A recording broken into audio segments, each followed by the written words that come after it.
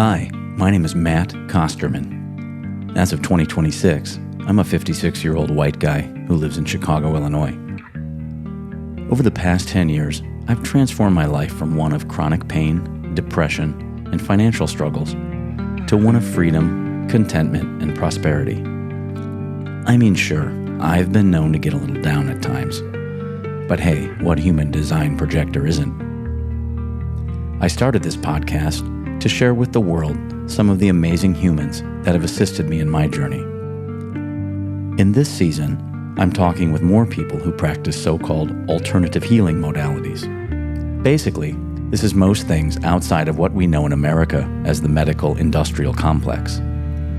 Shit is messed up around here, what with all the conflicting incentives. So my overall intention with the permission slip is really just to introduce people to other ways of relieving their suffering beyond taking a pill for the rest of their life. Hi, this is Matt, and we are back with another episode of the Permission Slip. Today, I am here with LeRoy Gordon. Thanks for joining me, LeRoy. Hey, Matt. Thanks for having me. Yeah, amazing to see you. It's been a couple years. Yeah, it's been a minute. Yeah. So LeRoy is a fitness instructor, fitness and yoga instructor, a Reiki healer, and a men's group leader. Before that, he was what? A police officer? Police officer, pro wrestler, jiu-jitsu fighter, all those things all have been the big pursuits. Yeah. I mean, literally on the tour with pro wrestling. Yeah. So welcome. Thanks for being here. Mm-hmm. And today we're gonna talk about what LeRoy's journey was from a kid you grew up in the South Side? I grew up in Cabrini Green, actually, which isn't too far from here, but it's, a similar situation as to what a lot of us know about the South Side. Is a little bit rougher spot. There is a little bit more gun violence on the South Side. Cabrini was rough in the day. Cabrini, yeah, when I grew up was just, I'd say on the tail end of its roughest phase.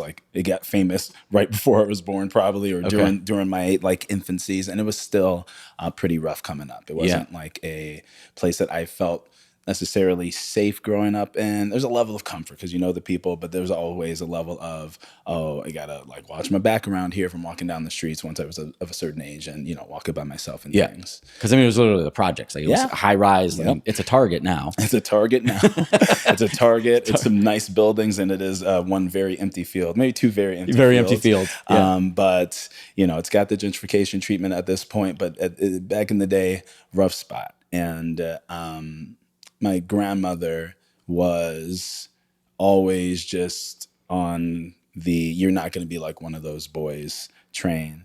And for better and for worse, I think it gave me some ideas around achievement, ideas around getting out, ideas around survival that served me in a lot of ways. And maybe some other ways I think I appreciate that I've unlearned at this point.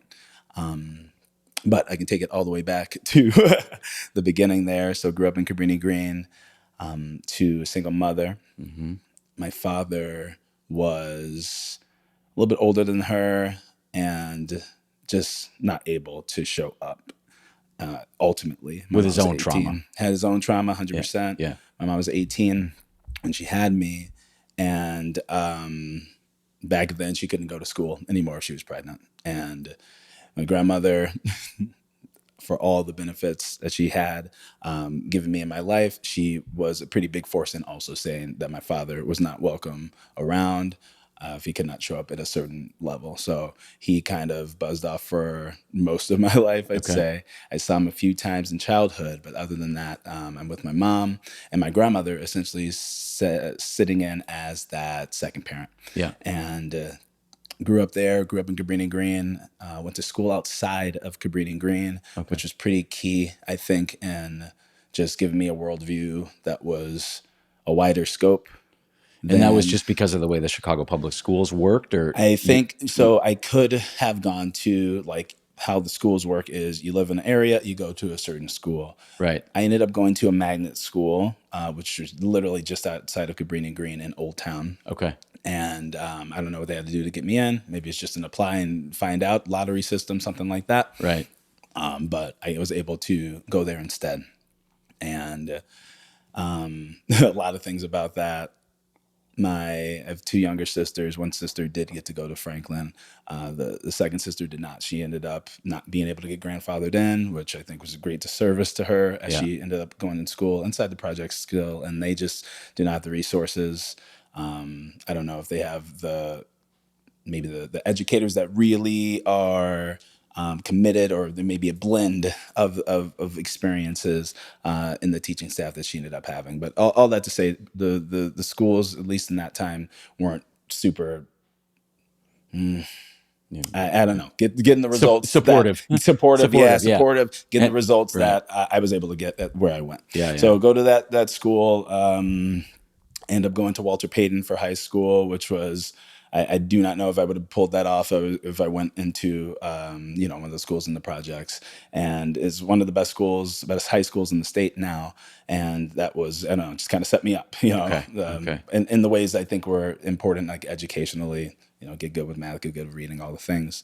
But all the while I am, living at home with my mom, and she is a young mother with her trauma as well. And it's a not super fun environment. Dealt with physical abuse, verbal abuse, and just a lack of affection in general that, I think led me to the stuff that I have had, growing up, and had to find myself, unpacking in life. Yeah. So what was the impetus then did you enter the police force after high school? Was that So I was a police officer a very short time. Okay. I'll say this part, but it was a cool time, and I would never do it again.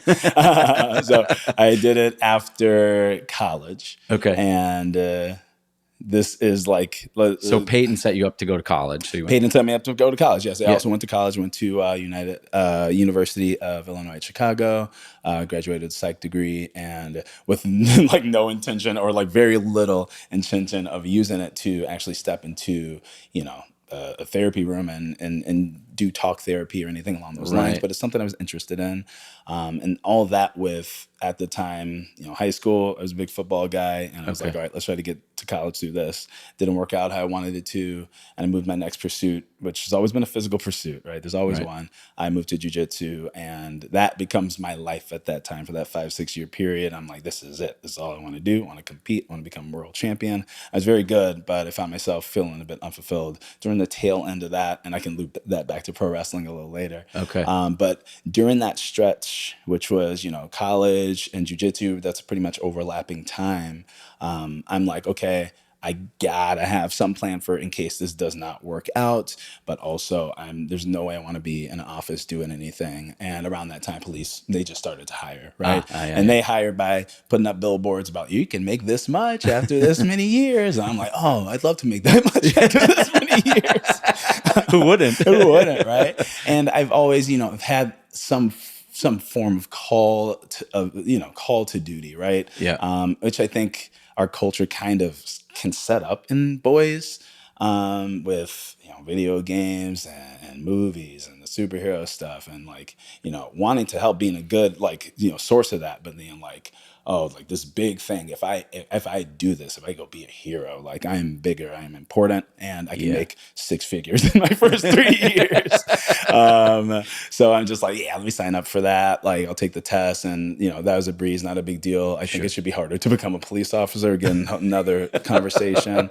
But that was not a big deal. I'm just waiting for a call, right? They put you in a lottery, you wait for a call, and then you're hired on as long as you pass that test. And then the other ones after, a little psych stuff, lie detector, physical stuff, easy thing. So eventually they gave me the call. And by that time it started pro wrestling, and I had to make a couple decisions with those two along the journey. And at the time I was just like, I'm done with college. Jiu-jitsu's feeling unfulfilling. I'm a personal trainer at this time, which was my job throughout, from 19 through now, essentially. And the training's like fine, but it's not like, the big bucks. And I know at that point that it's not like my calling. So I go ahead and I go to the academy.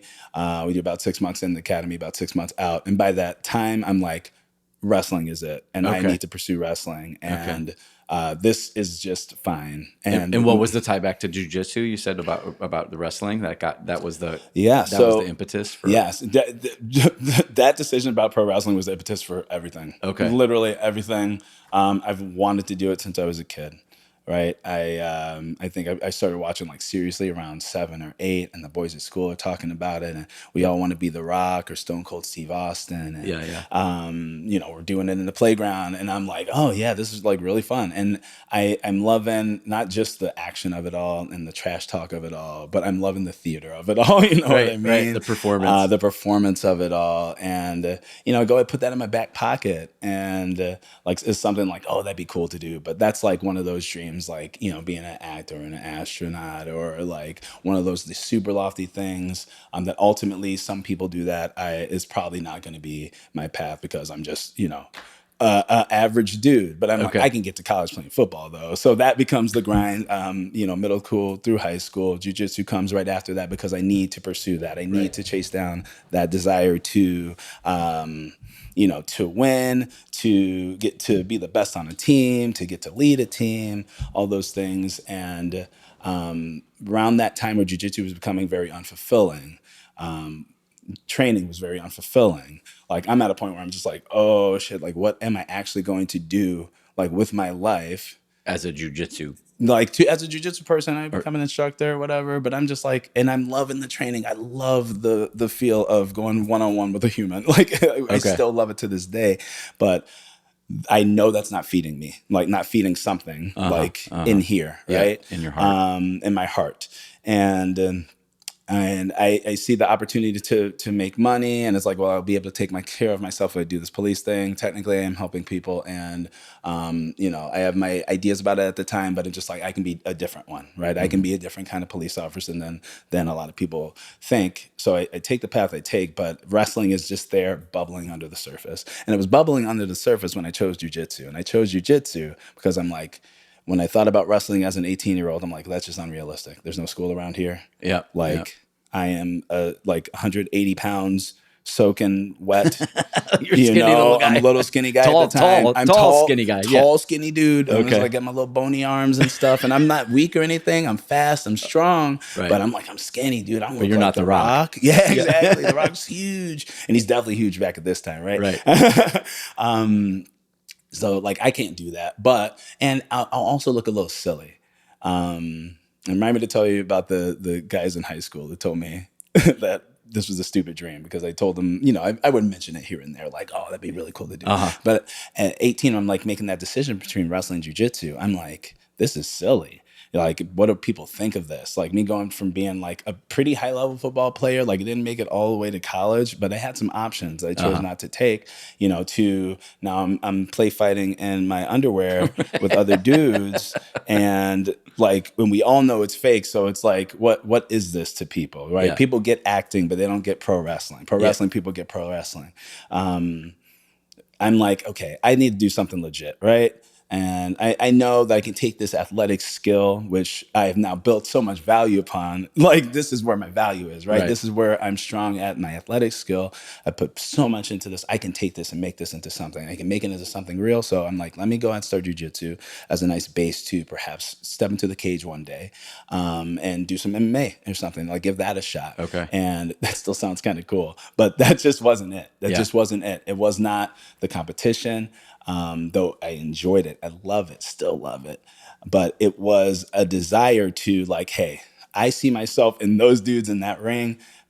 I should probably try that out, but I didn't at that time. I pushed it back. And I did jiu-jitsu, which just felt better. So fast forward to, I'm 23, doing jiu-jitsu. You're 23 at this point. Okay. Yes, 23 at the time. My girlfriend is doing jiu-jitsu. We're kicking ass together at tournaments, getting golds left and right. The team's good. Like, I'm a leader on the team. We got a great community. And I'm just miserable. Just I was going to say, because you probably got a little bit of unprocessed trauma. Oh, well, then we'll get there, right? right. Just setting the stage, that right? thing in the heart, right? Yeah. That unprocessed trauma. I'm just like, oh, what is this? And I start to just kind of like pull back from jiu-jitsu a little bit. And I'm now looking at the police thing. It hasn't come through yet. So I'm working in training, I'm going to jiu-jitsu. Things just feel like just not it. And I almost went to the Navy, that I'm feeling so unfulfilled at that point. I'm just like, what if I just get out of here, rip myself out of this and try something even harder? Like, I was starting to set myself up to go take the Navy SEAL test even. And I'm at a recruiting place and I'm like, hey, I'm going to take this test. I'm not that strong of a swimmer, by the way. Like, I can't do it at all, really. But I tell them that. They go like, hey, no, actually, we need more black men in the Navy SEALs, and we got a guy going around. Have you heard of David Goggins, by the way? I haven't, no. Yeah. He's a big personal development. Like, personal development, people love him.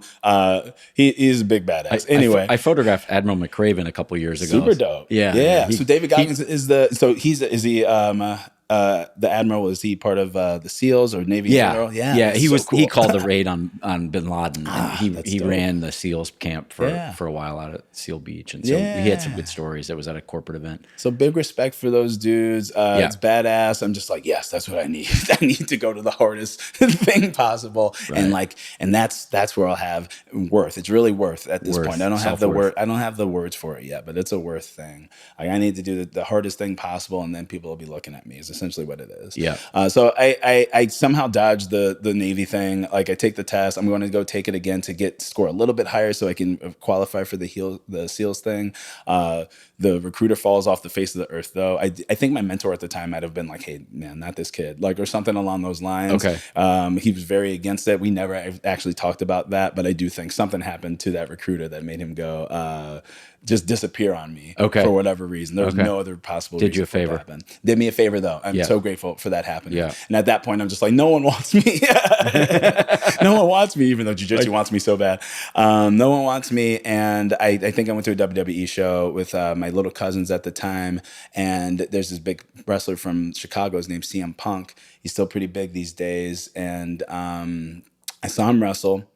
And I'm like, he's smaller than me. Like, almost certainly, like, shorter than me. And he's like the biggest thing in the world right now. And I'm just like, bro, you're a trainer. Why can't you eat more, lift weights, and like figure this thing out? You know, wrestling school, find a wrestling school. There are some, whatever the repute is, find the wrestling school. And then the last, like, kind of layer of resistance is like, what would people think? What would people think? What will people think of this? You know, like, I'm gonna look silly. I mean, how many times does that go through everybody's head when my God, when they're trying to change something about their life? What would people think? Absolutely. And like that for the first time, like hard, like loud, and like do it every single day.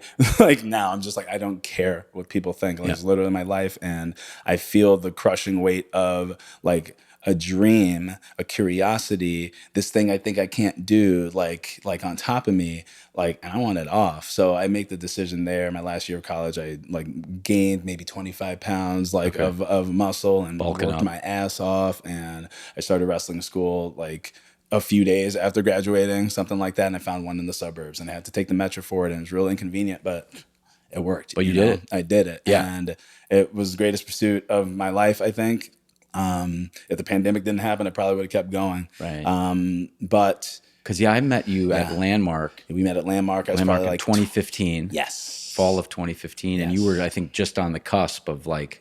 That was my first I think I was always interested. There's always a part of me that was like, oh, yeah, psychology, like human development, like how do we get better, like that kind of stuff. But Landmark was the first time that I did anything where, you know, I'm sitting with people, we're having these conversations and starting to like discuss like surface level of the stuff that we've been through. Right. And because you had not done that. I had not done any of that to date. No therapy. Nothing. No. But your wrestling career was coming up. My wrestling career was coming up at that point. Yeah. Yes. It was going pretty well at that point. Like I was starting to get looked at by WWE. I was starting to get booked like for Canadian tours and stuff, which I would do a ton of.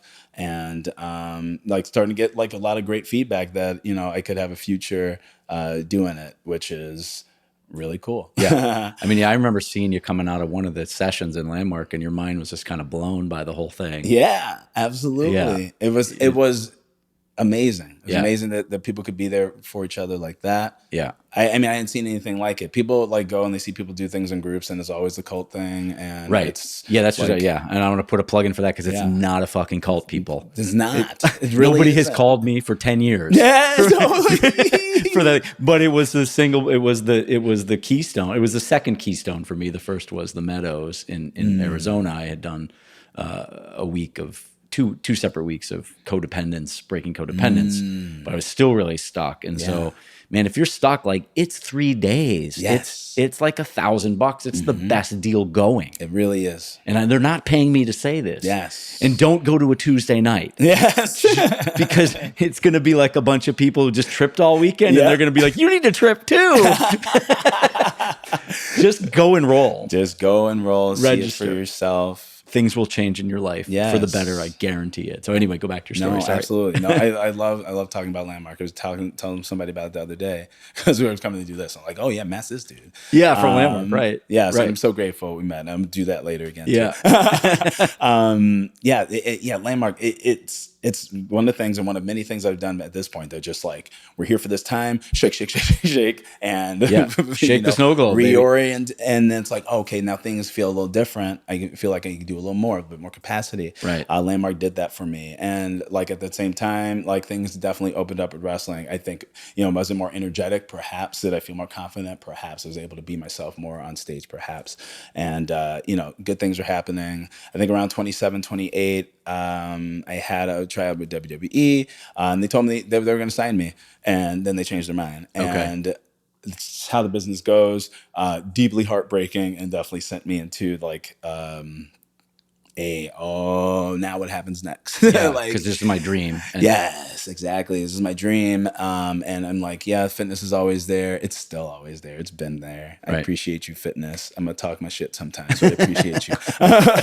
And he's like, oh, no, I just had to do this job. And I start to now think about, next steps after wrestling. And wrestling was just a great adventure. Got to wrestle here, all over the country, Canada, all over the country, Australia once, which was really cool and random. Pandemic was coming, and I was like, okay, I am going to leave my job here. I was talking to an Orange Theory in New Zealand, and I was like, hey, can I come and work there? They were going to do the visa and everything, and then the pandemic happens, and everything like just gets wiped off the table. Right. And then it's like, okay, I don't know how likely it is that I'm going to even like put my outfit on again after this thing. How long is this going to be? And at that time, for about a year or so, I'd started like personal development and just like starting to think about things more expanded, a bit differently. And even say like, this is before like everybody and their mom was a coach for something, right? I'm like, okay. One of the things my mentor, that same mentor I think saved me from the Navy, told me back in those days was like, you have a pedigree that a lot of people don't have. Like growing up where you grew up, being able to get out of that situation like early and create some prospects for yourselves at a fairly early age. And then taking on jiu-jitsu, taking on being a trainer, taking on like helping people with their lives in all these different ways. Your story has power as you are, continuing to develop and create it. And I think about that often. By the time I'm ending pro wrestling, I'm like, this story feels like it has a lot of power. Yeah. And that, there's a lot of people that I see every day, people I talk to even who, have that thing they want to do and they haven't done that thing. Like how can we help people do that thing? So I started on that journey a little bit before the pandemic started. So it wasn't a huge like shift to be like, okay, now we're really going all in on like, how does this even work? So on your own personal, your own personal development of your psyche, of your emotional body, like of anything. You've done a lot on the body, the physical body, and a lot of work. A ton of work on that. Right. Too much work on that. My knees hurt so bad. So many physical injuries. But I think that would set me up. And I'm looking at wrestling like that took me some of my hardest physical training, but like that decision of or that process of like limiting belief. Right. Okay, let's pick that apart. It's little pieces. My body, my experience. How do I learn? What will people think? And just flipping all of it. And that decision of like, what do people think? I cannot afford to care what people think. Like being a very powerful thing for me, and to help people do that, great. But that was also like the only time that I really, I mean, there's a lot of times I had to believe in myself, but like that was a pretty big one. Like, what would people think? And we have to continue to face that. A lot of us will face that, multiple times, multiple times today. Well, because ultimately it's really not what other people will think. Yes. It's all you. Yes, 100%. It's all 100%. What will I think? Yes, because there's no other. And like, how do you then like take your frame of yourself and put it to where you want it, and put it to a place that's going to be supportive, helpful, allow you to do what you want to do with your life, and getting your nervous system along for the ride. Because cognitively, I find I still run up against this. I've been doing this shit for a long time, but I run up against, there's the fear, whatever the story is, and whatever the fear is, and the fear's in the body. And you got to move through the fear. You got to move through the fear and learn to do it. Because a lot of us have just learned that fear, bad, turn away. Or the other way. Yeah. And it can't work. I mean, you want to maybe not run and fight a bear or whatever, but that's not the whole purpose of fear for all of us, especially in a different world where that is not, the thing on deck. We're probably not going to have to defend ourselves from a big threat. Yeah. And isn't it one of the bears you run, the other bear you like make a lot of noise, and I don't remember which one. Still, I'm going to get mauled by the fucking bear, but please don't get mauled by the bear.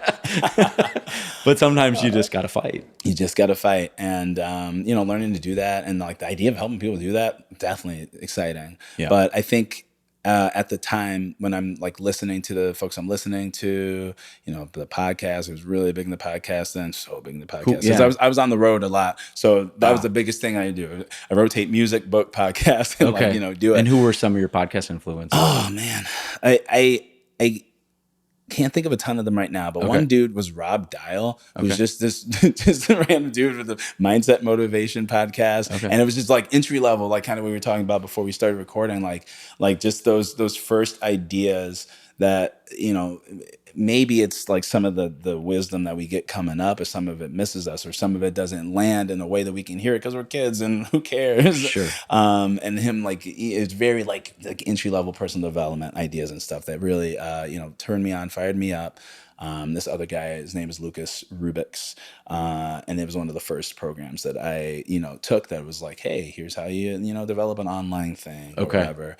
And he was like really great with the just being there for people on this podcast specifically, just like it was like a, bro, a dad even, with just like some really great knowledge and warmth and, believe in yourself sort of stuff. So basic stuff back then, but I was eating it up. Yeah, well, and I remember coming out of COVID, like then you like all of a sudden I saw your Facebook change to like Reiki, and all this. I'm like, whoa, wait, hold on, that's a pro wrestler. Yes. I don't even know about the police thing at that point. Yeah, it went so left, right? Yeah, it was great. I love it because it's just like, hey, it's pro wrestler, but it's like we're athletes, but we're also like artists. Like we're also creatives in a lot of ways. Like a lot of what I loved about pro wrestling, the physical stuff, so cool. I want people to see me do cool stuff, so cool. But what's even more satisfying, it was saying, hey, we want to tell this story. We want to try to garner this reaction, and let's see if they're behind the good guy who we want them to be behind. Whether I'm the good guy, whether I'm the bad guy, and I really like playing the bad guy. So it's really fun to, I find myself as an uplifter. The bad guy, like while he looks like he's beating up the good guy, he's really an uplifter and trying to make the good guy look as cool, as relatable, as believe in this dude as possible in the because show, he needs it right now. And that's the show, I feel like is an echoing of real life, right? Right. So to make that move, I think was kind of natural, but also like one that makes people like, huh. Let me look at this. And I've worked with men who are like, because you're a pro wrestler, it made me trust that, whatever this healing thing is, maybe it's a little bit less scary because that's a pretty, manly thing to do, which is a problematic, but like, we take it at the time. That's, you meet them where they're at. Meet them where they're at. Meet them where they're at. Meet them where they're at. Yeah. Pro wrestling is, at this point donezo. I wrestled one more time in 2021.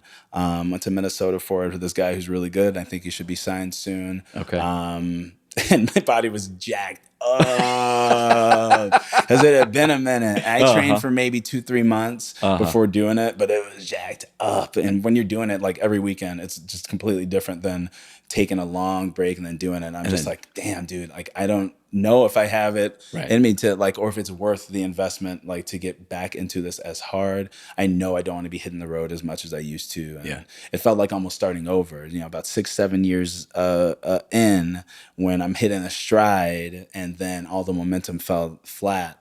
And I'm not like a famous wrestler at this point. So it's like, okay. It wasn't a comeback to be had. It wasn't a real comeback to be had, you know. Locally, like people love it and it'd be fun.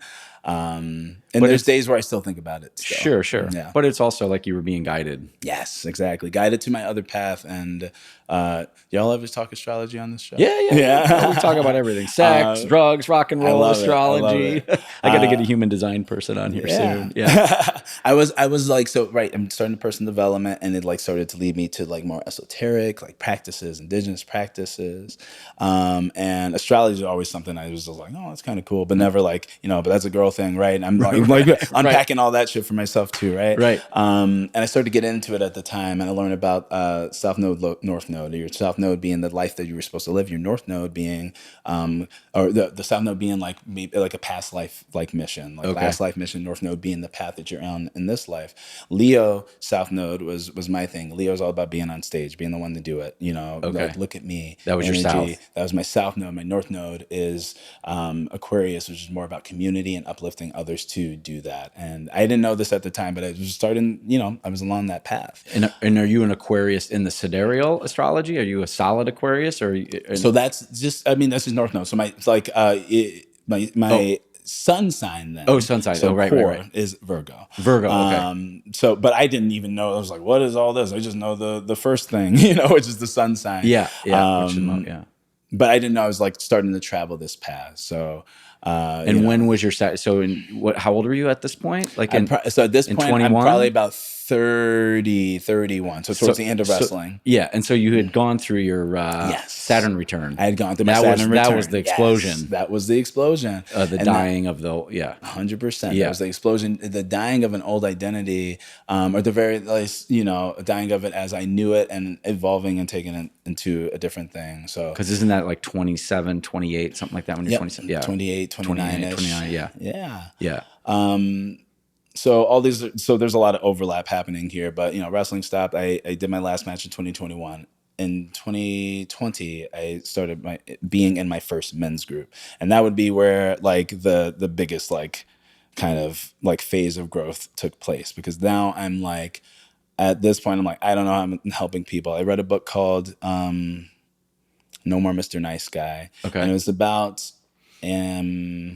how to describe it? Essentially, like the kind of archetype of men who are maybe on the quieter end, or you know, have lost from not being empowered, perhaps. Yeah, not leading the life of the divine masculine. Yes, exactly. Not leading the life of the divine masculine. Being a little beaten down, and And I would say, like, if we thought about it, if you ever read the warrior, king, magician, however the Jungian, all the Jungian archetypal stuff, right? Yes. Way of the Superior Man, David Data. 100%. Yep. Right. So the idea of, you know, like in the middle, we'll call that the divine masculine, right? If you're going too powerful, now we're moving into more toxic masculine, more domination, like sort of thought, instead of like, you know, love, empathy, being together. But on the other end of the spectrum, we're thinking more of, they use the word impotent, like just not empowered. Henpecked, the world walks over them. Right. So I'm reading this book because I'm just kind of like, I'm interested in that as an archetype, right?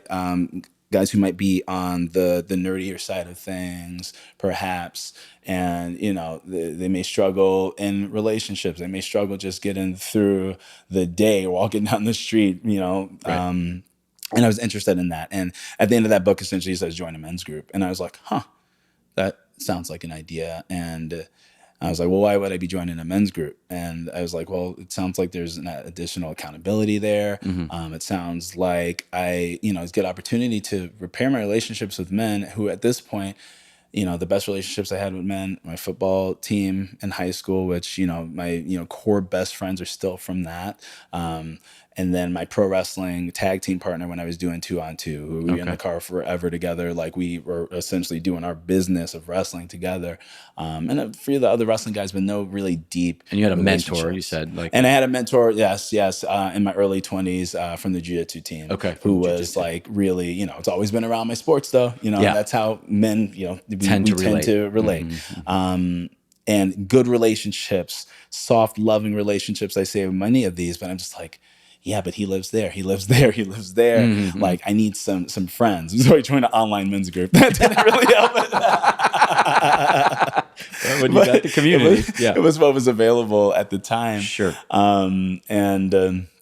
Joined that, was in it as a participant for about a year before I took like a summit leadership role, and was there for maybe 6 months before it was my group to lead full time. And that I can't even, I don't even know. Landmark started this, by the way, repairing with my mom and dad, in terms of there was a challenge in one of the programs to have some conversation with them, right? Those are very baseline conversations, you know, cried with my mom. It didn't really change that much. And then my dad talked about it, but it was like, we're so disconnected. Like, anyway, like, doesn't matter.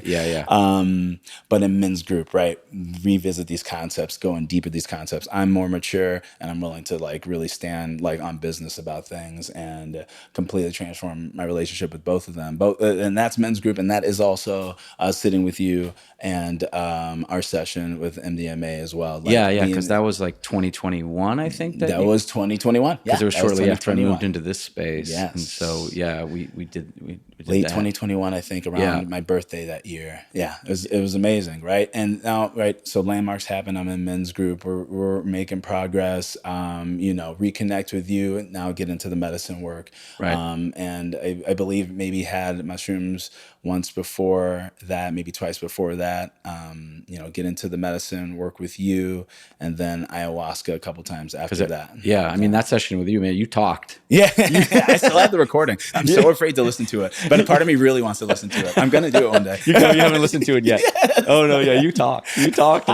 I'm like, I just turned on the thing. Like, I can't write all this stuff down. But this is great. You just needed to get it out. And and it was amazing, right? And I think that, you know, that is kind of, you know, a nice little timeline, men's group, medicine work. And now we're kind of here where I'm now a yoga instructor, and I'm talking about like my life path, like purpose stuff. Yoga instructor and the men's circles, leading my own, and trying to grow that and serve people. But the catalyst, let me just go back to the medicine work for a minute, because it was in many ways, I would say, the catalyst then, because it opened the heart. Yes. Right? Big time opened the heart. Opened the heart. It opened my eyes. Yeah. Opened my like mouth, like in ways my mouth's always open, but like found language for things that I might not have had before. And I'd say that, you know, all through this, right, I'm from starting to date at, you know, middle school or whatever, having trouble in relationships, in terms of, you know, being in them for a while and then it not being enough at some point, or being in them for a while and my eyes just keep wandering. Being in them for a while, and, you know, honestly, fuck honesty. Like I have this desire to do whatever, you know, and, you know, if they don't find out about it, fine, they'll be okay. And just, you know, that would be the pattern of my life for basically through my 20s. And that being really difficult, because I also like want a big, like expansive love. With, you know, at that time I was thinking one woman, sure that it was one woman. And even now I think it's one woman, but I've had to open up to like, maybe that's not the case for me. And if you know, a big piece of these last few years have been experimenting with polyamory and open relating. And I even say that was a catalyst for something as well, because it's like, I guess I'll take it back to the trauma aspect. Never having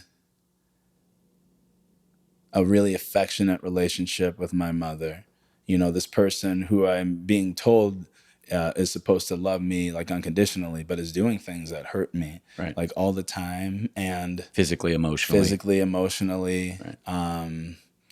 And like not there when I just need my mom a lot of the times, and a lot of times it's just a hug, just a kiss, just the opportunity to be close to her, that she wasn't really able to do. Right. And a lot of the work has helped me get to forgiveness and understanding about that. I love the fuck out of my mom, like more than I ever have these days. And I have high hopes for our relationship. But the results of how childhood was, I didn't know how to be in a relationship. I didn't know how to love someone. I had some ideas, some ideas what care was. I could do grand gestures because you've seen that on TV. Yeah, right. The love bombing. Yes. Yeah. But you've changed how your mother shows up for you because you changed you. Yes. Your mother didn't. Yeah. So your mother hasn't done any work. No, my mother hasn't. But I will give my mother like so much credit. And a lot of my friends who are having similar conversations like this with, like, don't have parents who can hear it and that are willing to, they're willing to sit with it, willing to check in on it. I think my mom just like, I'm lucky. I was not lucky for how she used to be, but I feel lucky now that in the times where like I need her now to sit down and listen, right? After our MDMA session, maybe 3 weeks later, I went with her, talked to her for like 3 hours, and she let me know everything about her life. And I'm like, holy shit. Compared to you, I am a little lucky with how it went in childhood, and that's, like in a way, I think it's a me experiencing, right? The part of me that changed was,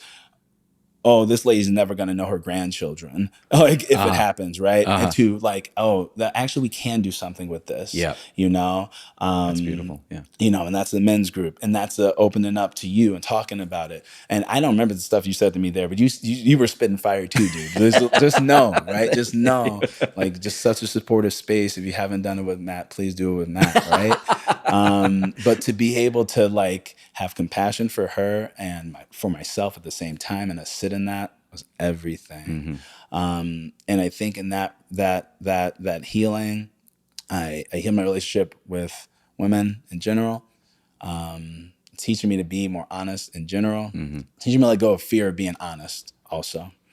This is a big fear. What will they think? Exactly, because what will they think if I'm honest? They'll think I'm a monster. Right. That's the biggest thing. They'll think I'm a monster. Yeah. And it's just like, they're going to think I'm a monster if the truth comes out like poorly anyway, right? I lead with my struggles in relationships on like first dates, right? I say, hey, just so you know, this has happened. If we get past the second date, I haven't told you that yet, this is not going to work out. But, I like to lead with it now so they can know like where it's been. And I can set an expectation for myself that we're not hiding anything, or we're not going to hide the biggest thing, the biggest challenge.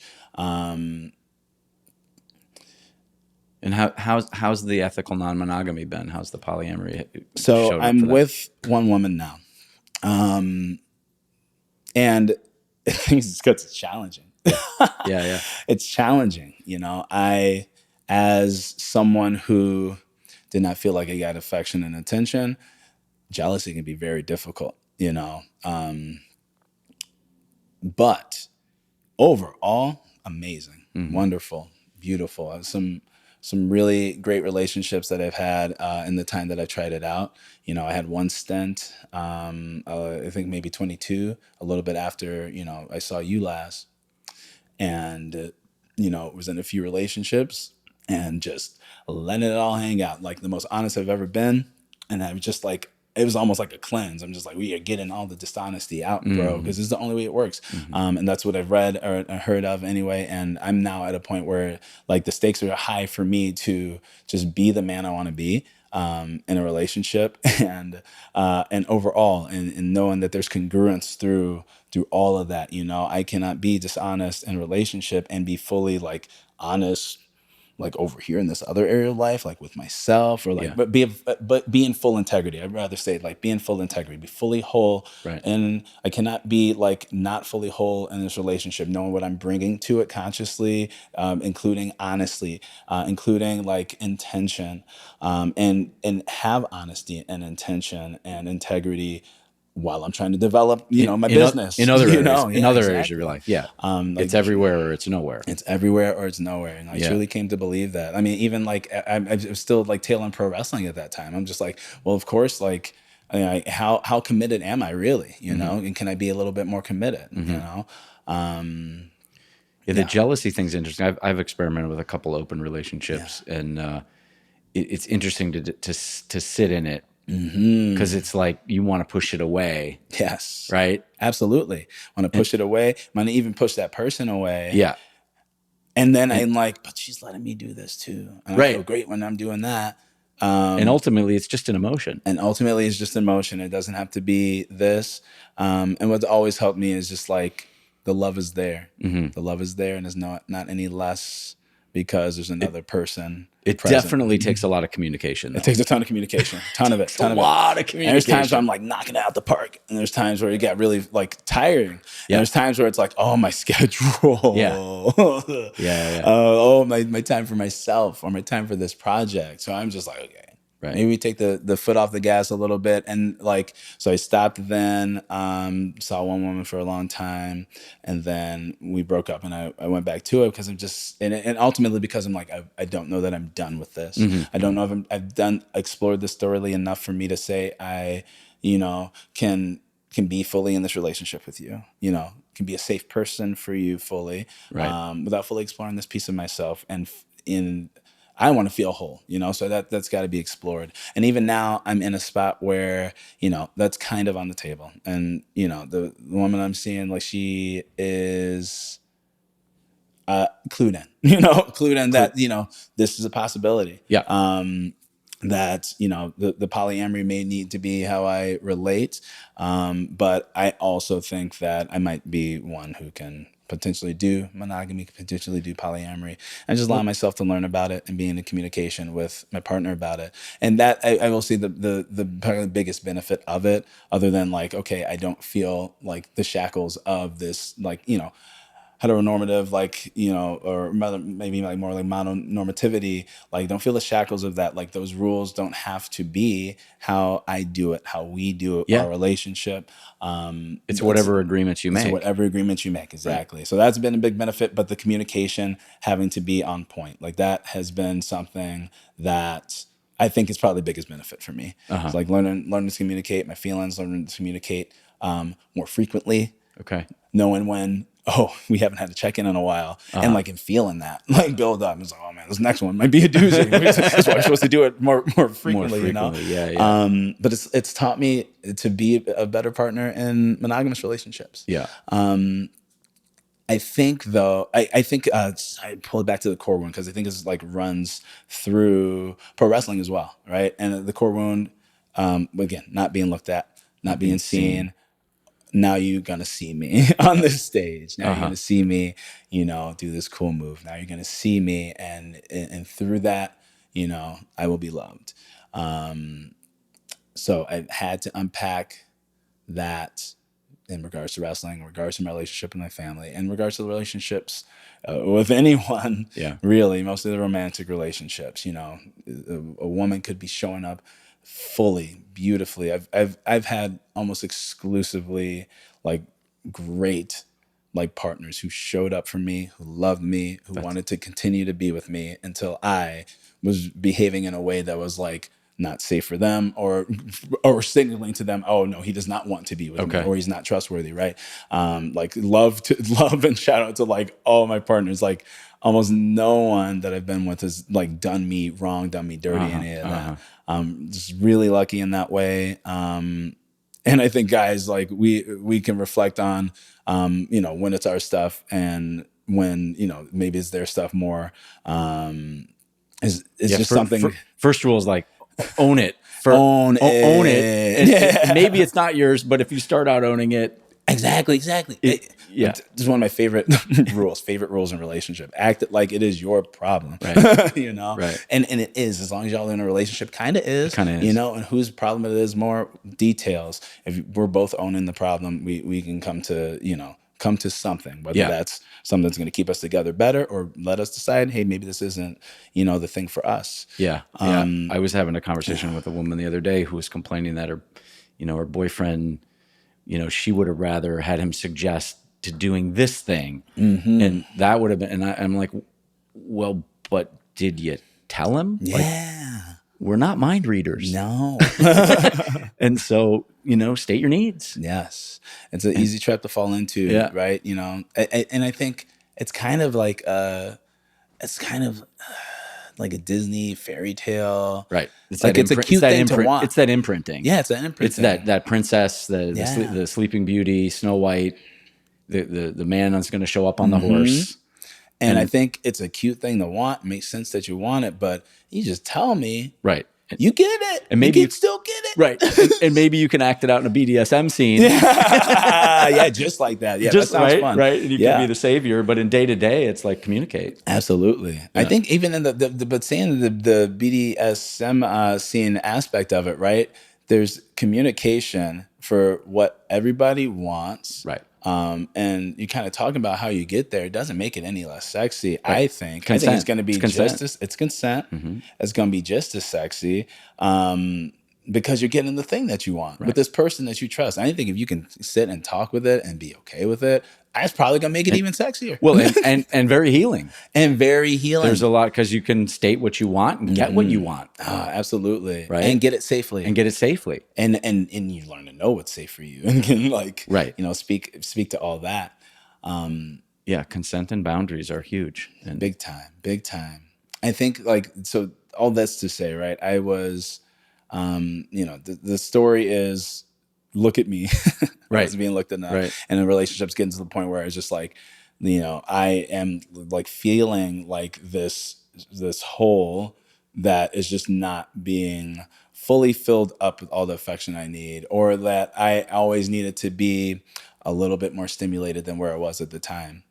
And I guess that brings me to another piece, a big thing that I've dealt with and am now finally kind of getting some assistance on, and being neurodivergent. Okay. And I think I started experiencing symptoms of ADHD 3 to 4 years ago. Okay. And even then, not really like noticing or knowing what it is, and just thinking like, oh, I guess I'm just like becoming a bit more forgetful, or I guess I did have that concussion. Like, is this that? Should I go to the doctor? Okay. And just all the things, time blindness, losing a little bit of my like sharpness, accuracy with my words because I'm speaking so fast, and it used to be something I could do, but now it's a little bit jumbled up just because my brain's working a little bit differently. And all these things I'm not quite like understanding as it's happening. And just with reading social media and stuff, I'm like, oh, I think this sounds like neurodivergence. And a piece of that is just this need to stimulate, this need for life to be more than it is on the day to day. I wish I knew that a long time ago, because with some assistance with that, maybe there's some less harm done. Right. Yeah. What do you know? Have you studied the Enneagram at all? I have not studied the Enneagram. Okay. Yeah. I'd just be curious what number you are, because I'm a 3, and the 3's core deceit, if you will, is like if I'm not recognized, I don't exist. Mm-hmm. So we did a deep dive on the Enneagram and the course that I was in, and we spent days in Mexico with 2 teachers of it, and embodying it and getting in the group where you thought you were that thing, and then doing medicine work. And then I had it show up and be like, oh, like nobody would look at me for like an hour. Oh, nobody's eyes out of 60 people would look at me. In this place where you're kind of supposed to connect. Yeah. Right. Yeah. But I was doing it. Yeah. I was making them not look at me. Yeah. But I couldn't not do it. I mean, we were on drugs. Yeah. Of course. So anyway, that sounds like a big experience. The Enneagram is it's pretty fascinating. And I feel that, doing all the work and getting to the conclusions I have through all the methods. I think the medicine showed me that, and in ways as well. Mm-hmm. It was like I never would have thought that if no one's looking at me, or if if all eyes aren't looking at me, no one's Just, looking at me. it was Is that like, the no, if concept? I wasn't being recognized. If no, it was not being recognized. And I sat with like, okay, well, I'm still here. I didn't cease to exist. Yeah. Right. So, okay. Is that ego death? I don't know. Is this fine? Is this okay? It was all right, but nobody would catch my eye. Yeah. That's a lot. It feels scary. Yeah. It feels like disconnecting, obviously, but like isolating. But the experience then was very healing, because I used to walk on this, I lived in the suburbs for 20 years out in River Forest, and I knew everybody, and people are a little friendlier. They, say hi to you when you walk down the street. And, first couple years in the city, I'd be like, hi. Like, nobody gives a shit. It's the damn city. The city. Right? So bad. I wish people would look at each other. Yeah. And I get it. Women, they don't want to look at you because if they give an inch, some asshole takes a mile. 100%. But it was healing for that, because now I just do my thing. Yeah. You just do your thing. You can just do that. Yeah. It's crazy because we can just do that. We can just do our thing. It's a huge lesson, right? It's like, I feel like if I were to step into wrestling again today, that like knowing that I fully embrace people looking at me, and it's really cool. I enjoy it, but I don't need that. You don't to need exist. Yeah. I think that opens up something creatively. One of the biggest things I feel like held me back there is like having a more defined like character that really catches people's eyes and attention. I feel like that would have made a difference for me, and I feel like so capable of doing that now. And I'm just like, wow, is that being unblocked? Or at the very least, like, I could present myself in this way, and that's completely okay. Like back then, I'd been like, I can present myself in this way, and maybe that's okay, but maybe that's not what people expect from me, and I need to do what people expect from me, because that is what's working. I know. I just got to. But maybe it's like, it's your work with other humans to inhabit some character, like with kids or something. I don't know. It just came to me like, maybe you can be this character that bridges thing, this wrestling character, but you can bring people into the consciousness. Hell yeah. I will tell you some of the stuff I do. Tell me. I think a big piece has been, because when was the Reiki? That was around. So Reiki was probably around 21 also. Okay. So I get into Reiki, love it, use it on the daily. Which is energy healing for those energy who don't know. healing. Right. It feels like it's helped me improve my intuition and just become more sensitive in general, even all like down to the heart sensitive. Okay. Like I feel things more deeply, which is, I think that's the healing as well. So there's Reiki, tarot around the same time, which I really, really enjoy, appreciate. It helps me understand myself in ways that I need to understand myself in at those given times. Men's group was happening, leading the men's group. Eventually chose to leave the organization I was with just due to some like differences on, ideas around growth for all people. And now leading my own men's group, met monthly last year. Hoping to keep that up this year, and hopefully eventually get to a weekly men's group, because I really feel like that's what the sauce is. Yeah. A big piece of the last couple of years, though, has been me taking on competitive Pokemon Nintendo Switch playing. Oh, wow. Which is, so I would go to tournaments and 2 through 3 day tournaments and play the games and enjoy it with people who enjoy it. And that feels like a bit of a character. I wear my old wrestling vest. The vest. I've been doing a little podcast myself called Pokemon's Health, where I talk to guys in the community about their man stuff and like let them have an opportunity to tell their story. And that has been really fulfilling. And just like entry level, like guys who maybe never had these sort of conversations before, getting to just talk about their experience as a man. And like that piece. So I did some streaming, I did the podcast, and I'm hoping to bring it all back. That piece, I get to be Roy Flash Gordon again, right? Yeah, it's a little bit different than LeRoy Gordon. Yeah. Get to use my voice a little bit differently. Being, doing Orange Theory, which is this big group fitness thing. I'm on a microphone. The lights are orange. It's a little crazy in there. Intense. I can choose to play a little character there. Again, my passion for that is a little bit different than it used to be. But I get a little bit of opportunity to have a voice there.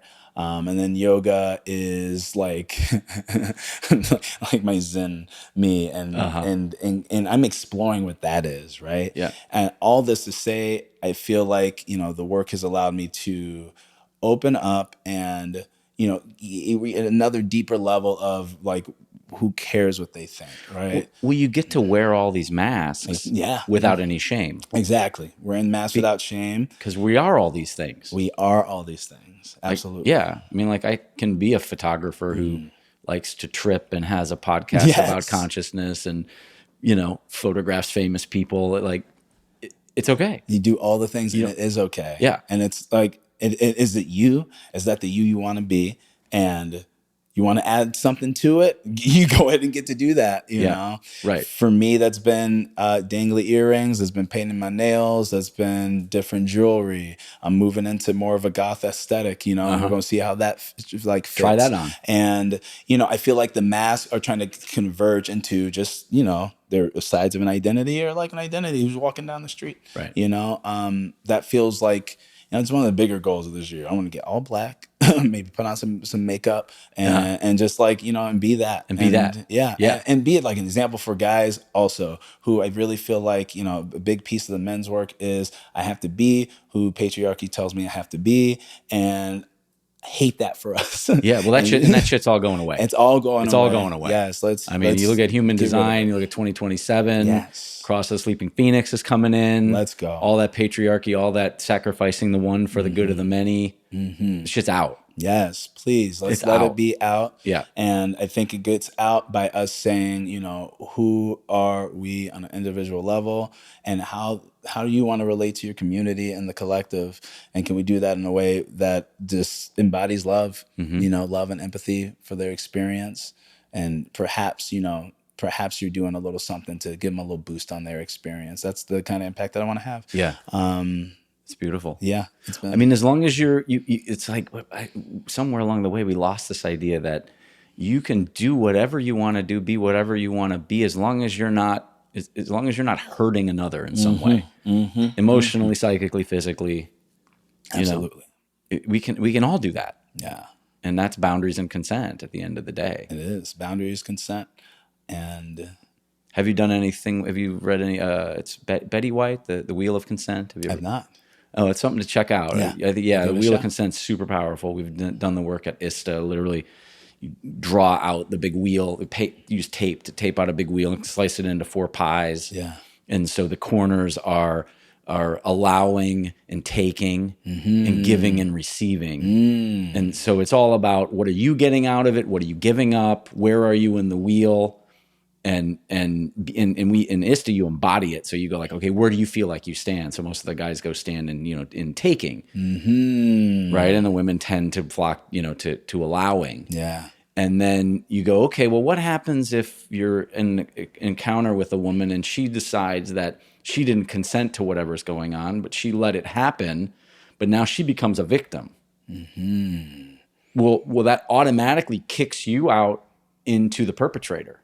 Is that outside the circle? Outside the circle. You're not a taking anymore. Now you're a perpetrator. So really interesting dynamics around that. Is great. I think we need more education around Betty consent. White. Yeah. I think if it was as simple as, yes, no, which I think, if you ask I honestly think the high schoolers and stuff, they're probably getting some okay education. They seem like to be solid, right? But let's ask somebody who grew up at the same time that I did, and it's not certain that they understand consent, right? Correct. I think the simpler we can have, the circle, show it visual. I think that's beautiful, and I think that is something that, as someone who works with men, that's got to be at the top of my list. And I will absolutely check it out. I think you'd enjoy that, and there's a bunch of different acronyms for it, but the RBDSMA conversation has nothing to do with BDSM. Yeah.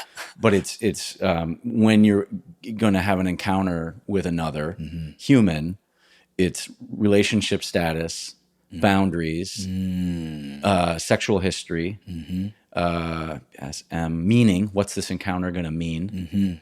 And then aftercare, what do I need for aftercare? I love that. Do I need you to text me? Do I need you to call me? Are we boyfriend and girlfriend? Are we boyfriend and boyfriend? What is, do I need to just be cuddled for 15 minutes and then you can go on your way? So it's a very powerful conversation. It's powerful. It sounds like, simple, lay it all out. The stuff that there may be whatever there is associated with the sexual history piece. There may be shame associated with, but just Well, sexual history more of STIs. Okay, got it. It's really STI disclosure. Not necessarily disclosing, which I can see it being safe and helpful to disclose other things if harm that may have been caused. But I understand but it's, sexual relationship status. So I'm currently in an open relationship, an open relating relationship, or the truth. The truth. Which is like the glide past that sometimes. Yeah. Something as simple as relationship status. Let it be known, let it be asked. Let no violation happen there. Hopefully, and if it does, address later on, repair later on. I think that's all the important stuff that we should have, and I can see passion coming in and making us. Maybe sure. Oh, I know I should talk about these things. You get that little framework. That sounds good. It sounds like it's very it's nice. It's very powerful. Yeah. It's good stuff.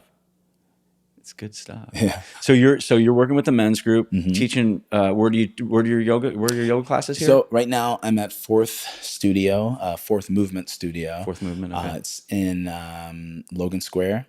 It is a beautiful community. Nice. I'm not sure how long the first studio has been open, but we just opened a second space just a bit down the street for hot classes, so hot yoga and hot mat Pilates. And you did yoga teacher training? I did yoga teacher training last May. Okay. And yoga teacher training is like, yoga teacher, being a yoga teacher feels like a big piece of the next steps of my journey, as I, during the men's circle and such, have had trouble like finding men who align with the work, who are working on more than just the body health stuff, but also their heart and their mind.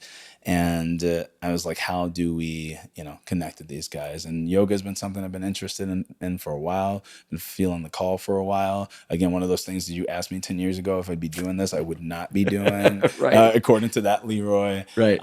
But it just is very in alignment with the work that I'm doing. So last year I was lucky enough to get a scholarship from Core Power to have it fully paid for to do yoga teacher training. It's like a couple hundred hours, right? It's $3,000. No, a couple hundred hours though. Couple hundred hours of training. Yes, 200 hours. 200 hours. Yes. Of training. Yes. And it was took over life for a few months and completely worth it. If I'm being honest, like I was hoping to get a little community out of it. Did not get a ton of community out of it. Core Power, not my favorite spot for how they do yoga and how they I guess align with yogic principles. There's so many different threads. There's so many threads. Their thread is money. Right. They love that money thread. I started my first yoga was Core Power. And it's great. I think it's great for participants. Great place to get in, get your feet wet, and maybe do have some community there based on the teachers, based on the other people. It's around. all about the teacher. Based on if the other people are really wanting that community. I love Fourth so community based. They don't even have mirrors. They're also just very like mindful based, like wanting to reverse places where harm may have been, or not allow harm to like build up. Body image things, like allowing us to forget about how it looks. The motto is it's not about how it looks, it's about how it feels. And it truly is, right? Have you done naked yoga yet? I have not. Yeah, I want to. There used to be naked yoga in Chicago. I want to do naked yoga. Naked yoga, let's go. Yeah. In the bathroom, naked yoga. I would have done that. Right, you got to get that stretching while the hot water's on. I was at a house for this retreat last month, and it's a guy a little bit older than me, and he likes to play naked pickleball they have down in Arizona. Really? Yeah. Oh man, that's like, flopping about. Because he was all about more nudity, more. And I'm like, fuck yeah, if that's what you want. Fair too. Yeah, right. But Fourth has been a great journey. I'm very early into the yoga journey as an instructor. I'm still a little bit like, oh, am I doing it right? And I've gotten the message that there's a big range of right. Yeah. And so far that I'm doing pretty good because of my instructor experiences in general, just being able to be in front of a room and not be too much of a layer. Right. And learning to speak to a group about a lot of the stuff that I've learned, really. There's a lot of stuff. I feel like when I'm up there, I'm like, oh, I don't know anything about healing and mindfulness, but I Yeah, know you so do. much. So Well, I know all the experience of being on stage and wrestling and being Yeah. on stage at Orange Theory, because that's very much a stage. Yes, yes, When yes, you're when yes. you're leading a group there, so Yeah, it's been great. So far, I feel like I'm seeing mostly physical changes in the people that have been to my classes, and a pretty solid and consistent bunch. Physical changes, seeing them take on greater challenges and succeed at those challenges, which is something I have enjoyed about fitness like throughout. But yoga, having the physical piece, but also that mental, emotional, supportive piece feels like a combining of the worlds that I've been, really developing, fitness piece my entire life, but Right. now this, development piece, spiritual spiritual piece, development. healing piece, all that getting to come together. So I really my goal is to spend as much time being a yoga instructor as possible, move out of just the Orange Theory space.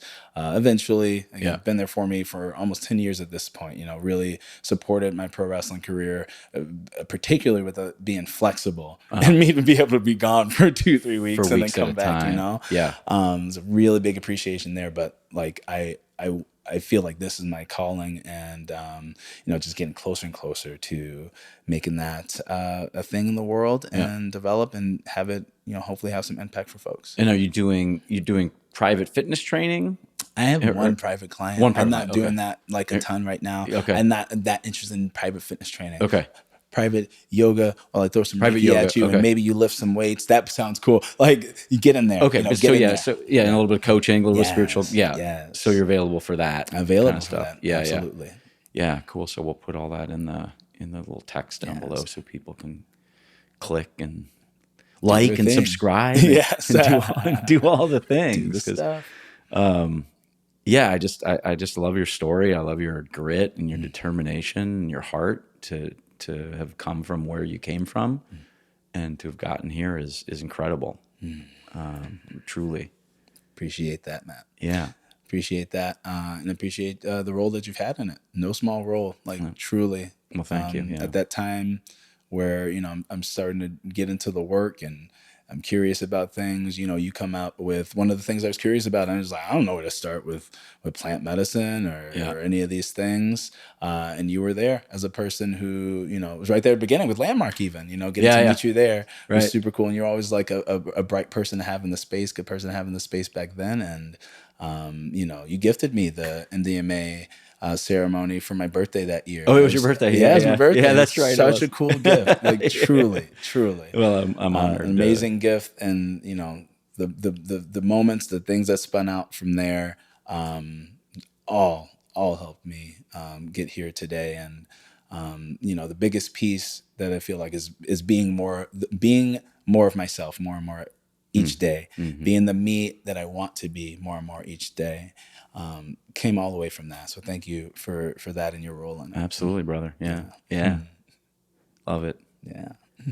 Well, thanks for being here, everybody. Thanks for listening. Hope you got something of value, and till next time, peace out.